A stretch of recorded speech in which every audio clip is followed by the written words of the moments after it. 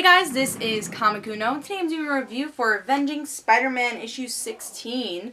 And let's talk about this issue. But before I talk about this issue, just want to give you guys a little update. I have two reviews I usually do on Comic Uno that I did on DarkAvengerINC, which were Batgirl issue 16, which is a Death in a Family tie-in, and Insurgent issue 1, which is a mini-series from DC Comics. So if you want to go check that out, go in the description below and check out DarkAvengerINC and check out those reviews. But let's talk about Avenging Spider-Man issue 16.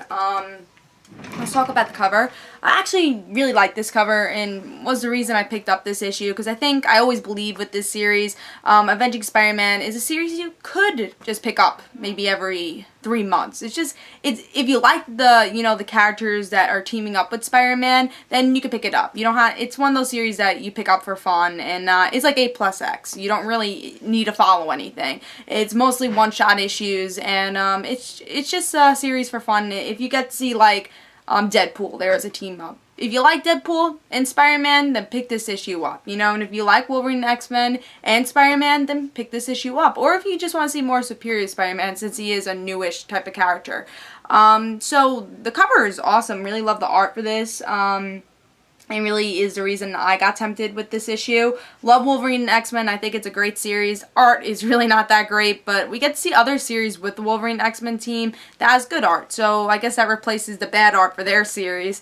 But yeah, this cover is great. Love it. And I'm a big Wolverine X-Men fan. So let's see if I like this issue, though. Let's see if I like the story. So in this issue, we get the whole, half of this issue is I'm superior, I'm Spider-Man, I'm Peter Parker, I'm Dr. Octopus, same crap we get in every issue of Superior Spider-Man. But then we get to see, Wolverine and X-Men team, they come in, they have to fight this spider. He's not a mutant, well, she is not a mutant, but she's a spider, there's something wrong with her, we don't know exactly what it is, so they're fighting. But Spider-Man's like, you know what? Let me deal with this. At first, X-Men's like, go to the side. We can handle this. But Spider-Man's like, no, I'll handle this. But he does it in his superior Spider-Man way, because it is Dr. Octopus. So he does it in a vicious way. Now, the X-Men are a little surprised by this, even though Wolverine. And they're surprised, and Wolverine's like, well, why do you do that, blah, blah. So Spider-Man's like, you don't touch me, and they get in a big fight. So we actually see how strong Spider-Man is, that he could beat up Wolverine if he wants to. It really didn't seem like Wolverine even had a chance with this, and I think that either was either wrong. I felt like Wolverine could beat him in a fight, but I also think Wolverine was holding back, so, I thought that was shows, wow, look how strong Spider-Man is. But finally we get someone to recognize, Iceman's like, doesn't he seem a little off? And then Kitty's like, yeah, he kind of does. So the X-Men are like, oh, don't worry about it, but they do kind of skeptical something is wrong. And they're like, they even tell Rachel, oh, read his mind, but Spider-Man talks his way out of it, saying, oh, you don't have to do that. That's an invasion of privacy. So, they definitely are a little suspicious, though, so I think that's at least somewhat suspicious.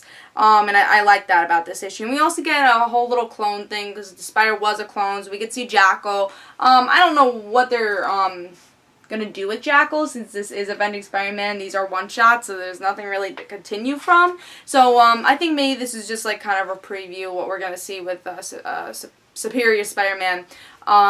We're probably going to get to see Jackal, clones and stuff, and I think if you read this, it's like, oh, well, this is going to happen in Dan Slott's story, so, or it's going to just be a future Avenging Spider-Man story, Jackal with Superior Spider-Man or whatever, or someone's teaming up, maybe the next issue could be a Jackal issue also, just teaming up with FF, because that's what we're getting, which I might pick up because it is the FF, and I've been enjoying that series, so I might do that, and I want to see what will the kids think of Spidey now that he's Dr. Octopus. So I think that could be very interesting. And I don't know what the issue after that's going to be, but we'll have to see what other team-ups Superior Spider-Man are going to have. I think a lot of people are picking up Avenging Spider-Man now because they either realize this series comes out from the epilogue, because a lot of people had to pick up Avenging Spider-Man, or they just want to see more Superior Spider-Man since he is a new character. And for me, it's just a coincidence that there are good team-ups that I've been interested in. And I think I will pick up the FF one depending on how many comics I get that week.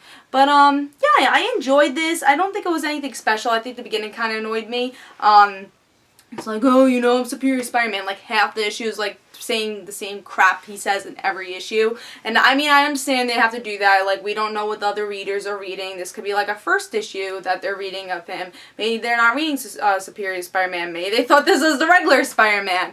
And they were wrong. But I think they're just trying to make readers used to it. But I was kind of annoyed that half the issue was that.